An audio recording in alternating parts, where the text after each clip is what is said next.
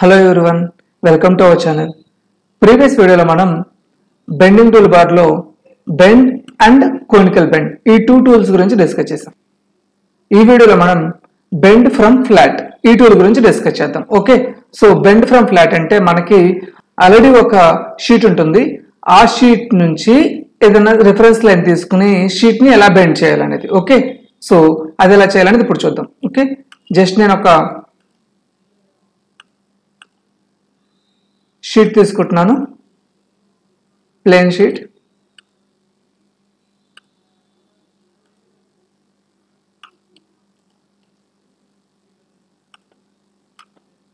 So ఇలా ఒక sheet ఉంది నాకు. ఓకే, సో ఈ షీట్ మీద ఒక స్కెచ్ డ్రా చేస్తున్నాను. ఓకే,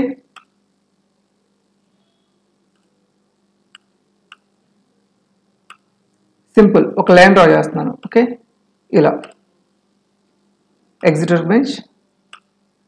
ఇక్కడ మనం బెండ్ ఫ్రమ్ ఫ్లాట్ ఇది సెలెక్ట్ చేస్తాం. సెలెక్ట్ చేసి ప్రొఫైల్ని సెలెక్ట్ చేస్తున్నాం. ప్రొఫైల్ని సెలెక్ట్ చేసిన తర్వాత జస్ట్ ఇక్కడ ప్రివ్యూ అనివ్వండి. ప్రివ్యూ చూడండి, ఇది మనకి బెండ్ అవుతుంది, ఇటు సైడ్ బెండ్ అవుతుంది. ఓకే, సో మళ్ళీ ఇక్కడ మనకి ఒక యారో మార్క్ కనిపిస్తుంది కదా, ఈ యారో మార్క్ మీద క్లిక్ చేసాం అనుకోండి రివర్స్ సైడ్ వెళ్తుంది. ఓకే, సో చూడండి బాటమ్ సైడ్. ఓకే, మీకు టాప్ సైడ్ కావాలంటే టాప్ సైడ్, బాటమ్ సైడ్ కావాలంటే bottom side. Okay, so direct గా బెండ్ అనేది విత్ రిఫరెన్స్ టు లైన్ కూడా మనం ఇవ్వచ్చు.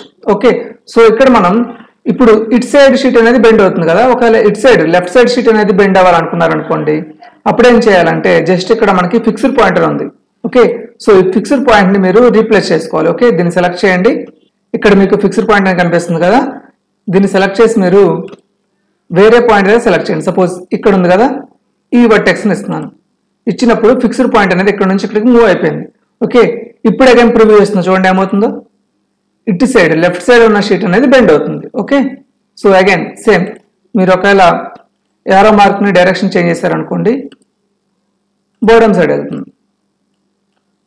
ఓకే, సో లైక్ దిస్ ఒక రిఫరెన్స్ లైన్ తీసుకుని ఆ రిఫరెన్స్ లైన్తో మనం షీట్ అనేది బెండ్ చేసుకోవచ్చు. ఓకే, సో ప్రివ్యూ చేస్తున్నాను. ఇక్కడ ప్రివ్యూ ఇచ్చిన తర్వాత ఓకే చేయండి. ఓకే చేసిన తర్వాత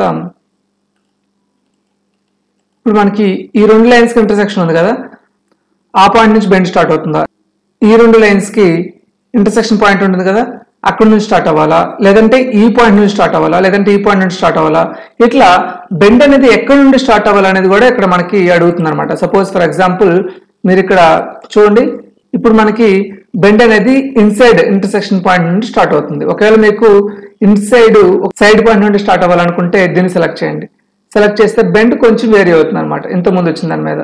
ఓకే, సో అలా మనకి ఇక్కడ డిఫరెంట్ పాయింట్స్ ఉంటాయి. Okay, so just for your reference అంతే, అంత మేజర్ డిఫరెన్స్ ఉంటుంది. బట్ మీకు యాక్చువల్గా మోడల్ క్రియేట్ చేసేటప్పుడు ఆ బెండ్ అనేది లైక్ ఎక్కడి నుండి స్టార్ట్ అవ్వాలనేది ఇంపార్టెంట్ అవుతుంది అనమాట. ఓకే, లేదంటే అదర్ పాయింట్స్ అదర్ మనకి షీట్స్ ఉంటాయి కదా, లేదంటే అబ్జెక్ట్స్ ఉంటాయి కదా, వాటికి ఇంటర్సెక్ట్ అయ్యే అవకాశం ఉంటుంది. సో ఇవి కూడా రియల్ టైంలో మీరు ఏదైనా షీట్ ని క్రియేట్ చేసేటప్పుడు యూజ్ అవుతాయి. ఓకే, జస్ట్ ఒకసారి మీరు ట్రై చేయండి, చాలా ఈజీ ఉంటుంది. ఓకే, దీంట్లో ఏమి ఎర్రర్స్ రావు మీకు. Okay, so try this once. Okay, so it's about bend from flat definition. Okay, so thank you all, thank you for watching, have a nice day, bye.